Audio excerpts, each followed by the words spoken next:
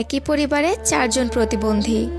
অন্ধ বাবা ভিক্ষা করে সংসার চালালেও পরিবারের হাল ধরেছিলেন প্রতিবন্ধী ছেলে শামীম পারভেজ, বয়স 21। ভিক্ষাবৃত্তি নয়, সম্মান নিয়ে বেঁচে থাকার স্বপ্নে ভাড়া চালাতেন একটি ব্যাটারি ইঞ্জিন চালিত ভ্যান। কিন্তু সেই ভ্যানই শেষ পর্যন্ত হয়ে উঠল তার জীবনের কাল। ভ্যান ছিনতাইয়ের উদ্দেশ্যে দুর্বৃত্তরা নির্মমভাবে হত্যা করেছে শামীম পারভেজকে। গত বৃহস্পতিবার 29 জানুয়ারি বিকেলে জীবনের তাগিদে ভ্যান নিয়ে বাড়ি থেকে বের হন শামীম। এরপর আর বাড়ি ফেরা হয়নি তার। পরদিন শুক্রবার সকালে একটি কলাবাগান থেকে তার মৃতদেহ উদ্ধার করে পুলিশ। নিহত শামীম পারভেজ যশোর জেলার ঝিকরগাছা উপজেলার পৌর সদরের কীর্তিপুর গ্রামের হায়াতুল ইসলামের ছেলে।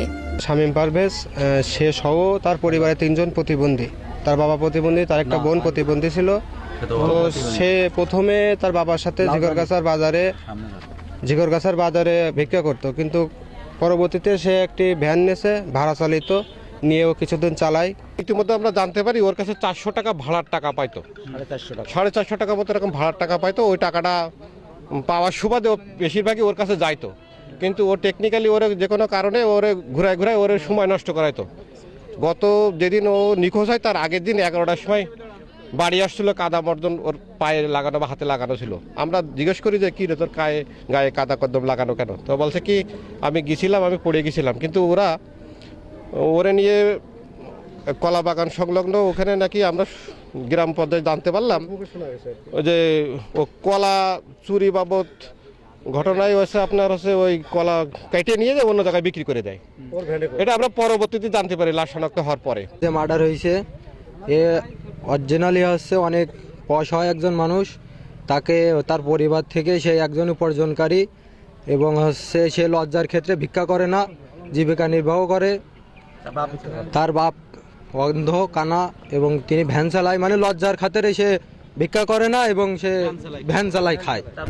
স্থানীয় ও পারিবারিক সূত্রে জানা যায়, বৃহস্পতিবার বিকেলে ভ্যান নিয়ে বাড়ি থেকে বের হওয়ার পরে অনেক রাত হলেও শামীম বাড়িতে ফিরে না আসায় পরিবারের সদস্যরা বিভিন্ন স্থানে খোঁজাখুঁজি শুরু করেন, কিন্তু কোথাও তার সন্ধান মেলেনি। পরে শুক্রবার বেলা 11টার দিকে ঝিকরগাছা উপজেলার মাগুরা ইউনিয়নের আঙ্গারপাড়া গ্রামে তৌহিদুল ইসলামের কলাবাগানে স্থানীয়রা একটি মরদেহ পড়ে থাকতে দেখে পুলিশে খবর দেন। খবর পেয়ে ঝিকরগাছা থানা পুলিশ দ্রুত ঘটনাস্থলে পৌঁছে মরদেহ উদ্ধার করে। পরে থানায় এনে পরিচয় শনাক্ত করা হলে জানা যায় মরদেহটি নিখোঁজ শামীম পারভেজের। তার গলায় পেঁচানো ছিল ইলেকট্রিক তার এবং মুখ বাঁধা ছিল লুঙ্গি দিয়ে, যা হত্যাকাণ্ডের নির্মমতার প্রমাণ বহন করে।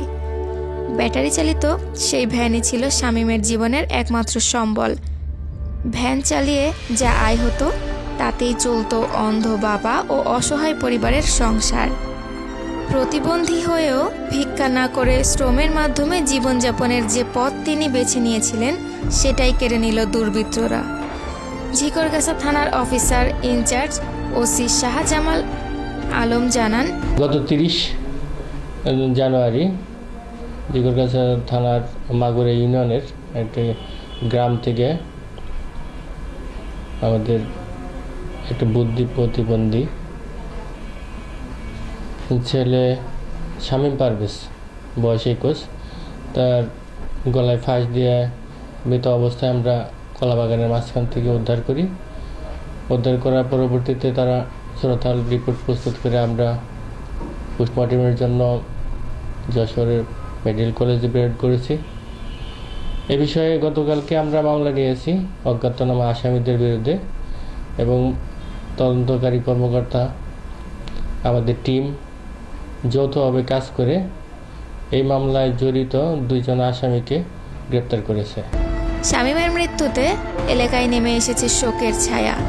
প্রতিবেশীরা সহ ঝিকরগাছার মানুষ এই ঘটনায় স্তব্ধ ও বাকরুদ্ধ। পারভেজ আমার ভ্যান চালাইতো, সে ছেলে হিসেবে খুবই ভালো ছিল। তার কোনো বাজারে কোনো বদনাম নেই, কোনো ক্লেম নেই।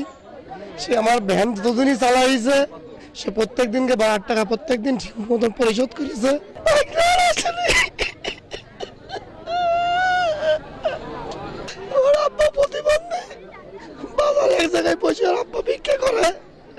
পাশাপাশি ভিক্ষাতে তার সংসার চলে না, তার দুটো বোন আছে, একটা প্রতিবন্ধী, একটা বিয়ে দিয়েছে। ওর বাপ মা ওই ভ্যান চালায়, রুটি রুজি করে। আমার ছেলে কাজে গর্ব করবে না, ওর চেহারা করতে আছে আমার ছেলে একটু। আমার শুনে আমার ছেলে আমার ইনকাম করে দিতে পারবে গো। আমার ছেলে বেড়ে গেলে আমার উপায় কি হবে বাবা গো? ওই ডাক্তার কিনা নেবে সেটা আমি শুনতে চাই ভাই গো। আমার ছেলে প্রতিবন্ধী হলেও আমার সংসার চালাইছে, আমার ইনকাম করে টাকা দিতে। এখন আমাদের কে চালাবে সংসার?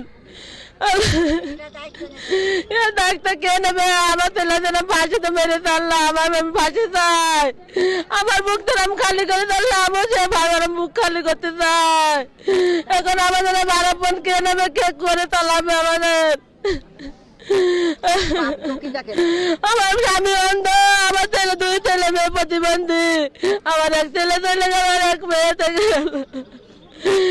পরিবার বন্ধু কে নেবে? একটি সামান্য ভ্যানের লোভে একজন মানুষকে হত্যা করার ঘটনায় ক্ষোভ ও আতঙ্ক বিরাজ করছে জনমনে। আজ শামীম নেই তার ভ্যান, রয়ে গেছে অন্ধ বাবা, নিঃস্ব একটি পরিবার, আর গোটা উপজেলার মানুষের চোখের জল। প্রশ্ন উঠেছে, জীবনের মূল্য কি এতটাই কমে গেছে? অনন্যা আফরিন দিশা, স্বাধীন বার্তা, ডেস্ক।